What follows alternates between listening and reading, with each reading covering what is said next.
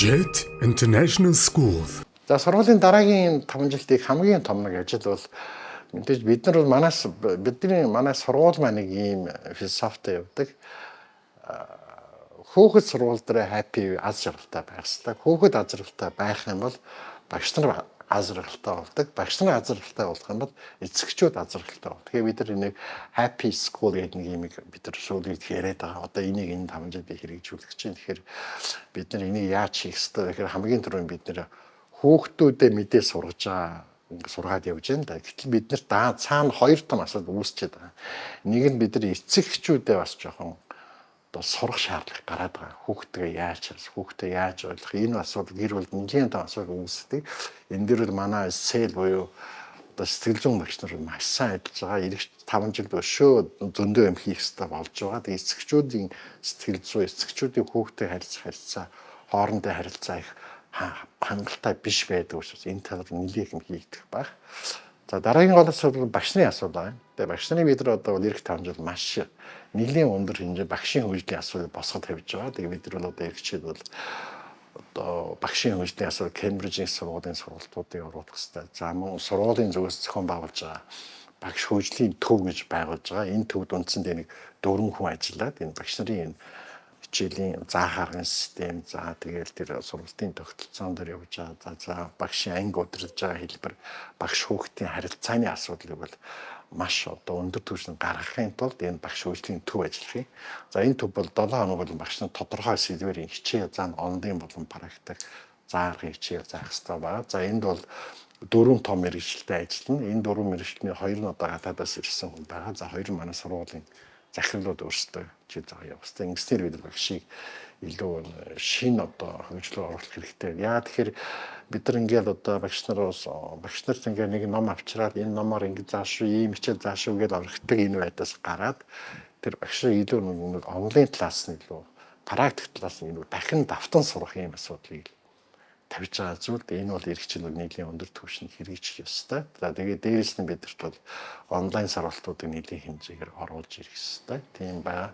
Одоо ер нь бол хаач гэсэн бүх сургуульд ер нь яригдж байгаа ер нь бол ингээ багшдаа хүүхдээ зангиждаг ч юм уу эсвэл хүүхдэд гар урдаг ч юм уу өнгөрсөн жил таавга телевизээр нэлийн олон тийм тохиолдол кейсийг харлаа. Цэцэрлэгийн багш ч юм уу, багангийн багш ч юм уу, дунд сургуулийн багш хүрт харагдсан шүү дээ. Одоо хүүхдээ зодддог. За тэгэхээр энэ бидний хувьд хүүхэд зоддог энэ ansыг манай сургууль хийжээс зөвшөөрдөг. Загнахагч бүр зөвшөөрдөг. Тийм болохоор одоо энийг орлуулад юу байх вэ гэхээр зарчмал байх хэрэгтэй. Хүүхэд маань зарчимтай, багш маань зарчимтай, эцэг зарчимтай байх юм бол бид энэ асуудал энэ бүх юмыг бол ингээд зогсоож чадна гэсэн. Энэ маань цаашаа ингэж хөгжиж явах юм бол тэр хүүхдийн дээрхэлтэй буллингийн асуудал энэ бүх юм зэгцэндээ орох хэрэгтэй гэсэн юм байна. Монгол улс даяараа өөрөө одоо энэ боловсролын салбарт бол одоо сургуулийн сэтгэл зүйч байх ёстой гэдэг тушаал маань хэрэгжээд батлагдаад ингээ хэрэгжиж явж байгаа нь маш бахархууштай зүйл байгаа. Ерөнхийдөө бол яг боловсролын салбарт өөрөө сургуулийн сэтгэл зүйч байна гэдэг маань нэгсэндээ хүүхдүүдэд одоо үйлчлэгээ үзүүлж байгаа, одоо хөгжүүлж байгаа тийм ээ асуудал бэрхшээлийг нь даван туулах юм боломжтой нэг хамгийн одоо чухал зүйлийг олж харсанд нь баяртай байгаа. За ер нь бол яг энэ сэтгэл зүйн үйлчилгээ гэдэг маань өөрөө одоо гол зүйл нь хүний өөрийнх нь яг дотоод ертөнцид болж идэг учраас яг шууд үр дүн нь бол нүдэн дээр ил байдаггүй, баригдахуйц биш, одоо харагдахуйц биш зүйл байдаг. Гэлээ хідээж яг нэг үе шаттай системтэйгээр яг энийг хүүхдүүдэд нас насны онцлогтод тохируулан одоо хөтөлбөр тренингийг хэрэгжүүлснээрээ энэ ур чадвар маань эргээд яг нас бид хүрээд одоо амьдрал дээр гарах үед өөрийгөө ойлгосон, сэтгэл зүгээ ойлгосон, сэтгэл хөдлөлөө удирдах чаддаг ийм одоо иргэд би одоо болно гэж одоо ер нь бол яг бусад улс орнуудын хүртэл тийм ээ одоо 20 30 40 жил хэрэгжүүлсэн улс орнуудын одоо туршлагууд дээр энэ хөтөлбөрт хамрагдсан хүүхдүүд, хөтөлбөрт хамрагдаагүй хүүхдүүдийн бол ялгаа харагдчихэдэг. Тэгэхээр манай сургуулийн онцлог бол ер нь бол 1 2 мэрэгжилтэн бол энэ дээр бол хангалтгүй гэж үзээд одоо баг ажиллаж байгаараа онцлогтой байдаг.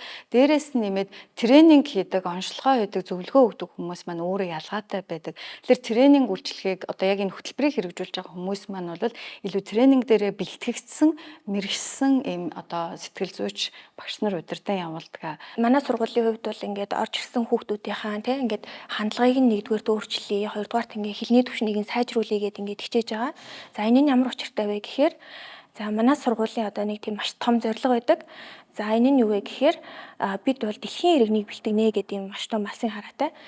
За түүндээ тулгуурлаад одоо зөвхөн ингээд гадаад хэлийг дагнаад ингээд заачих юм бол бас болохгүй болчиход байгаа байхгүй юу? Яагаад тэгэхээр зөвхөн гадаад хэлийг эзэмшээд ингээд чих юм бол дэлхийн гадаад иргэн л болчихж байгаа байхгүй тий. Тэгэхээр зэрэг бид дэлхийд юугаараа танигдах ёстой вэ гэхээр одоо их хэл соёлоороо тий танигдаад ингээд монгол хүн гэдгээрээ бид нэр танигдаад дэлхийн иргэн болох ёстой. Тийм учраас нэгдүгээрт бид нэр одоо монгол хэлээ сайн мэддэг байх ёстой. Монгол бичгээ мэддэг байх ёстой. Мөн одоо түүхээ сайн мэддэг байх ёстой. Тийм учраас одоо ингээд хүүхдүүдтэй ингээд их хэл соёл түүхийнхэн талаар ингээд үргэлж одоо эрэг байдлаар тий ингээ хандлагыг нь өөрчлөх юм үйл алхмуудыг хийдгээ. 嗨，大家好，我叫萨鲁拉，是 JET 国际学校的汉语老师。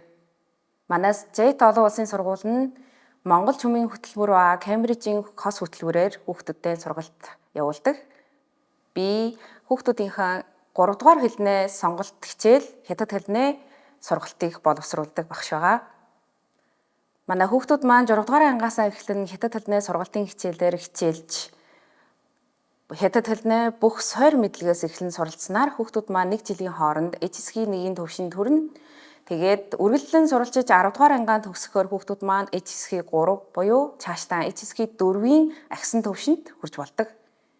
За тэгээд манай сургуулийн хувьд гэх юм бол 2020 оноос эхлээд театр урлагийн хичээлийг драмын дугуйлан хэлбэрээр оруулж ирсэн бол 2022 оноос драмын хичээл, театр урлагийн хичээлээр ордог болсон. Мөн дээрээс нь бол хүүхдүүдтэй амьд хөгжмийн хамтлагийн дугуйлан, бүжгийн дугуйлан, найрал дууны дугуйлан гэх мэтчлэн маш олон төрөл зүйлийн дугуйлангуудыг хичээллүүлж хүүхдүүдэд хөгжүүлдэг. Энэ бүхнийгээ бас бид нар нэгтгээд жил болгоны хаврын тайлан хэлбэрээр эцэг эхчүүдтэй, найз нөхдүүдтэй, ангийнхаа багш нар, сурагчтай ингэж тайлагнадаг байгаа. Үүгээр бол хүүхдүүд маань өөрсдийнхөө ингэж урлагийн боловсролоор ийм хүмүүжлийг эзэмшсэн шүү гэдгээ бас тайлагнадаг. Маш тийм ач холбогдолтой үйл ажиллагаа болдгоо. Өнөөдөр JET олон улсын сургууль дээр хэрэгждэг үндсэн хөтөлбөрүүдийг болон нэмэлт хөтөлбөрүүдийг бол танилцуулах гэж байна. За, нэгдүгээр үндсэн хөтөлбөрт маань болохоор ерөнхийдөө сургуулийн хэмжээнд хичээлийн цагаар хэрэгждэг гол хөтөлбөрүүд байна. За, үүн дээр бол 5 төрлийн хөтөлбөр байгаа. Нэгдүгээрт бол мэдээж Монгол улсын хэмжээнд үйл ажиллагаа явуулж байгаа Монгол иргэдийг бэлтгэхээр бид ажиллаж байгаа учраас Монголын үндэсний цөм хөтөлбөрийг бол бүх шатлалтаа буюу 1-ээс 12 дугаар ангидаа бид хэрэгжүүлдэг байгаа. За ингээд мэдээж олон улсад хүлээн зөвшөөрөгдсөн иргэдийг бэлтгэх олон улсын төвшөнд хүүхдүүдээ их сургууль дээд боловсрол эзэмшигтэн одоо дэмжлэг үзүүлэх үүднээс бид олон улсын хөтөлбөрийг цөм хөтөлбөртөөгөө хослуулан хэрэгжүүлдэг байгаа. За 1-ээс 10 дугаар анги буюу бага суурь боловсролын шатлал дээр бид Кембрижийн олон улсын хөтөлбөрийг бол хэрэгжүүлээд одоо 5 дахь жил рүүгээ орж байна. За дараагийн ахлах ангийн шатлал дээр бол бид хүүхдүүдийнхээ хэрэгцээ шаардлагад тулгуурлаад NCC буюу Английн олон улсын хөтөлбөрийг сүүлийн 2 жил бол хэрэгжүүлээд амжилттай төгсөгчд маань амжилттай их сургуулиудаа элсэн орсон байна.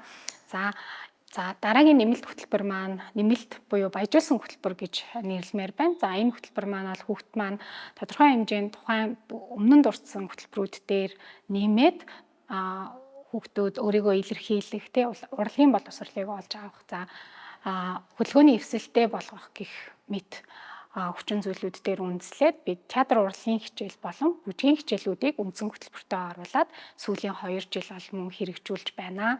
За үүн дээр нэмээд мөн сэл буюу нийгэмшгүй чадвар, нийгэм сэтгэл зүйн хичээлийг бол бид мэрэгжлийн баг хамт олонтойгоор хүргэж байна. За энэ хөтөлбөрийн маань гол зорилго нь ерөнхийдөө хүүхдүүдийг хүмүүжил төлөвшөлд болол дэмжлэг үзүүлэх, альва эрсдлээс урьдчилсан сэргийлж хүүхэд өөрөө өөрийгөө танин мэддэг, бусдын сэтгэл зүйг мөн ойлгодог, сэтгэл зүйн өндөр боловсралтай хүн болгохын зорилготой хөтөлбөр байгаа.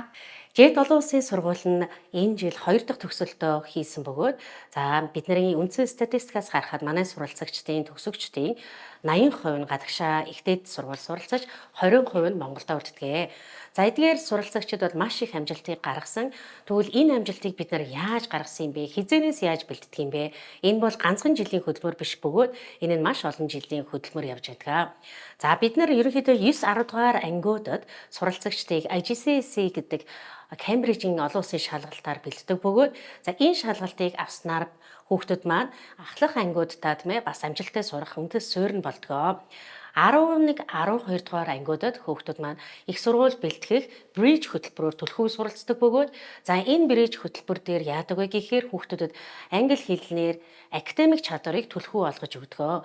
Академик чадварыг олгосноор хүүхдүүд маань олон улсын стандартад нийцсэн шалгалтуудыг өгөх чадвартай болдог бөгөөд эдгээр шалгалтуудад нь IELTS, SAT зэрэг шалгалтууд багтдаг.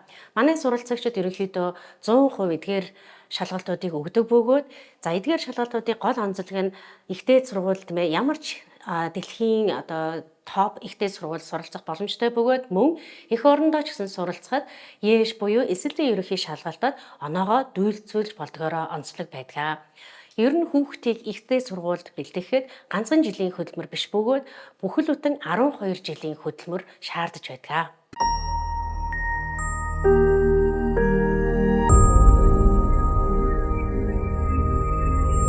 JET International School.